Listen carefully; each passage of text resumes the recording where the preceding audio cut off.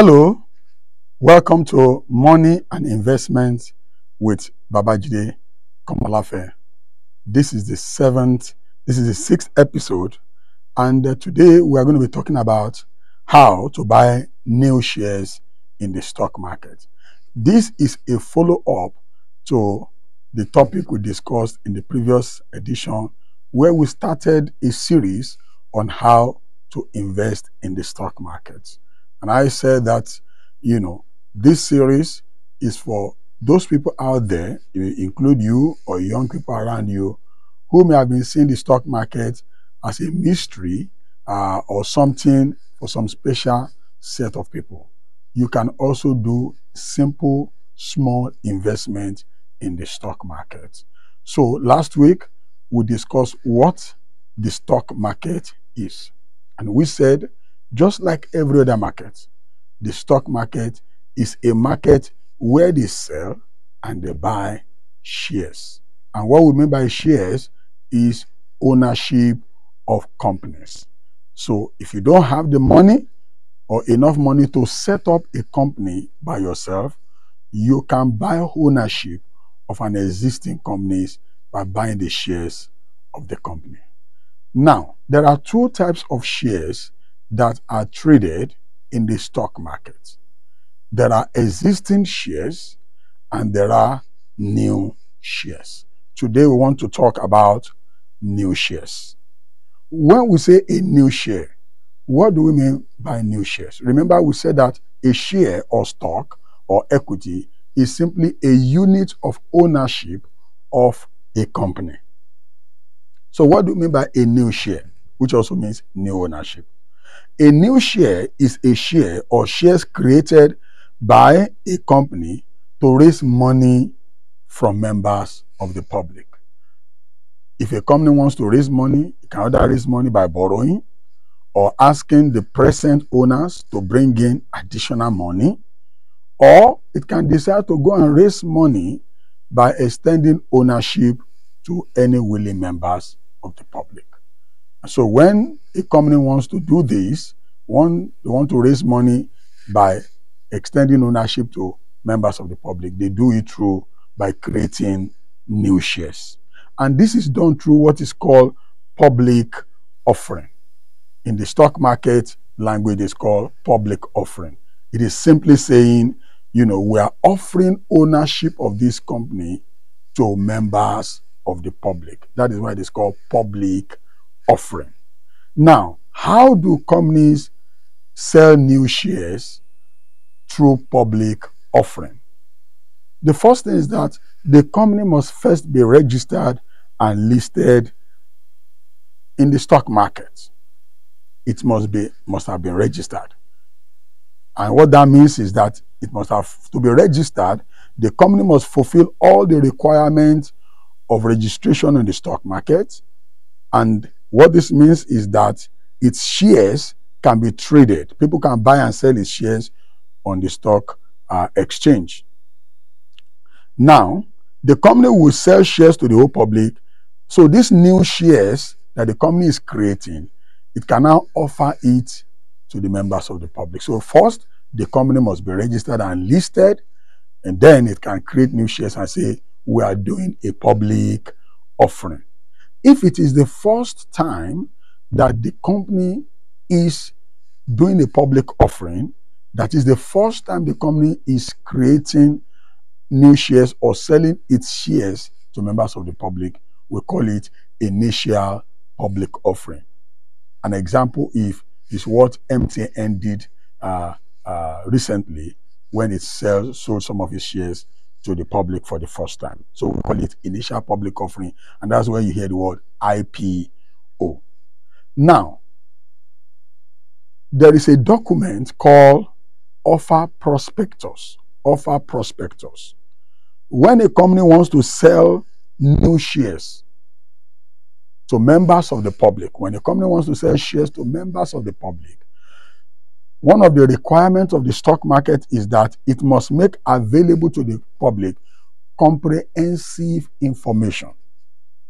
And this comprehensive information is what is contained in a document called offer prospectus. So it is a document. The company must, prepare all the required information and put it in this document, and it will use it to sell the share. So what are the information that the company must provide that must be contained in the offer prospectus? This include information about the nature of the business of the company, its financial condition, who are the directors, what are the assets, the properties, if there's any lawsuits, that the company is engaged in, how much money does he want to raise, how does he intend to use the money, the profits that the company intends to make from its operations in the next 3-5 years. It must also provide information.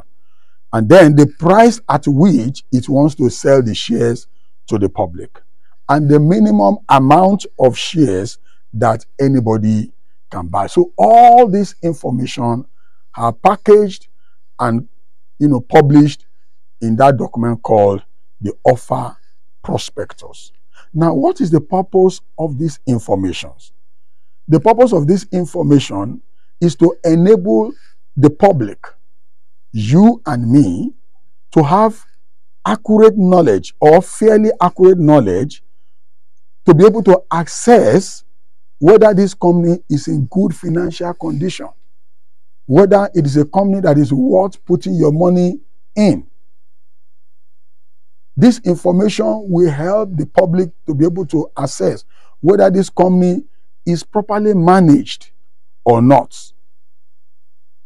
So that before anybody makes a decision to buy the ownership of this company or not, you must have information to be able to say this company is properly managed, this company is in good condition. Now, this offer prospectus is distributed to all the banks and to the stockbroking firms, because they are like agents that the company will use to sell the shares. So by this, they make the prospectus available to members of the public who may want to buy the shares of the company. Also, the offer is advertised, the public offer, is also advertised in the TV, in the radio, and the rest. Presently, I'm not sure if any company is doing a public offering. Now, if you want to buy these new shares, that is, you want to participate in this public offer, all you need to do is go to the bank or go to the stockbroking firm, because inside the offer prospectus is also an application page, a page that you can use to apply to buy shares, the new shares, or participate in the offer. So you just detach that application page and complete it with the necessary documents, and it will also contain the bank account or the account details of the company where the money for the shares will be paid. So you fill the form and you submit the money and the application shares to either the stockbroking firm or to the bank that you are submitting it to. Now, before you fill the form, before you buy the share, pay for the shares, make sure that you read the prospectus. Read all the information provided and ask questions. Ask questions to ascertain the viability of the company before you part with your hard-earned money. Remember, like we said in the first episode, never invest in what you don't know. Now, what we have observed is that many investors do not read or study this information in the offer prospectus. They just make decisions based on hearsay, based on attractive advertisement jingle. And at the end of the day, many people have invested their hard-earned money to buy shares of company that did not return good profit or didn't return any profit at all. So that is why it is important that, when you hear that any company is doing a public offer, you obtain the prospectus and go through it and ask questions before you decide whether you should buy or you should not buy, what amount you should buy and what amount you should not buy. Thank you very much.